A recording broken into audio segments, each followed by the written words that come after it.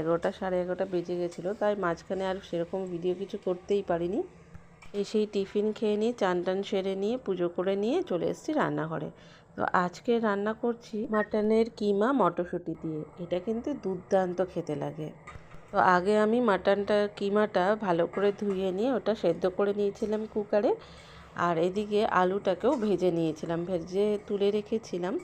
সব মশলাটা কষে নেব, তারপরে এই আলুগুলো দিয়ে দিচ্ছি। মশলার মধ্যে দিয়েছি প্রথমে ফোড়নে দিয়েছি তেজপাতা আর পেঁয়াজ কুচি, তারপর দিয়ে দিয়েছি পেঁয়াজ আদা রসুন, লঙ্কা গুঁড়ো, হলুদ গুঁড়ো, স্বাদ মতো লবণ আর জিরে গুঁড়ো। এইগুলো দিয়ে ভালো মতো কষিয়ে নিয়েছি যতক্ষণ না ভালো মতো তেল ছেড়ে গেছে।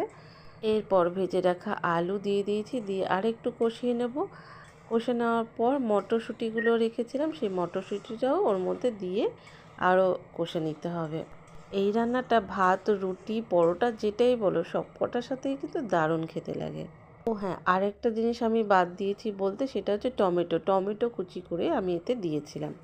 তো যাই হোক, দেখতেই পাচ্ছ ভালো মতো তেলটা ছেড়ে এসছে। আর এদিকে ছেলের রান্নাটা আগে সেরে ফেলেছিলাম। ওর রান্নাটা করেছিলাম মাটন অল্প আলাদা ওর জন্য নিয়ে এসেছিলো, ওর জন্য বিরিয়ানি করে দিয়েছি, করে ওকে খেতে দিয়েছি। কারণ আজকে তো অনেক সকালেই যাওয়া হয়েছিল আর এসে কিছু খাওয়া হয়নি, অনেকটা বেলাও হয়ে গেছে, প্রায় ঘড়িতে বেজে গেছে 3টে। কারণ এইসব রান্নাগুলো করতে অনেকটাই টাইম লাগে, একা হাতে জোগাড় করে নিয়ে রান্না খুবই অসুবিধা হয়। একবার করে জোগাড় করি, একবার করে রান্না করি। তাই রোজ কী করি, আগে ছেলেরটা রান্না সেরে ফেলি। ও তো বাচ্চা, ওর খাবারটা আগে করে নিই, তারপরে আমাদেরটা দেখা যাবে। আমাদেরটা দেরি হলে তো কোনো অসুবিধা নেই। দেখো, তোমাদের সাথে কথা বলতে বলতে রান্না আমার প্রায় শেষের দিকে। তো কিমাটা সিদ্ধ করে রেখেছিলাম, জলটা ফেলিনি, জলটা শুদ্ধই দিলাম, কারণ ওই জলটা যদি আমি ফেলে দিই টেস্টটা ভালো হবে না। তাই জলটা শুদ্ধই আমি কিমাটা এর মধ্যে দিয়ে দিলাম। এরপর এটা একটু ভালো মতো ফুটে গেলে এর মধ্যে দিয়ে দেবো গরম মশলা আর ধনেপাতা। কিমা চানা হোক, কিমা মটরশুঁটি হোক, সব কটাই কিন্তু খেতে সুস্বাদুই লাগে, তাই না?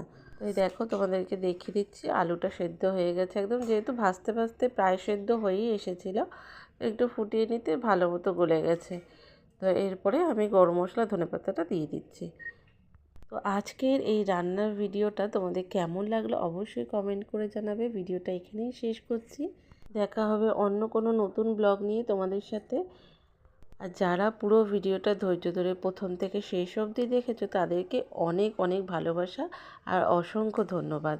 ভিডিওটা যদি তোমাদের ভালো লেগে থাকে তাহলে একটা লাইক, কমেন্ট আর যদি মনে করো তাহলে একটা শেয়ার দিয়ে দিও।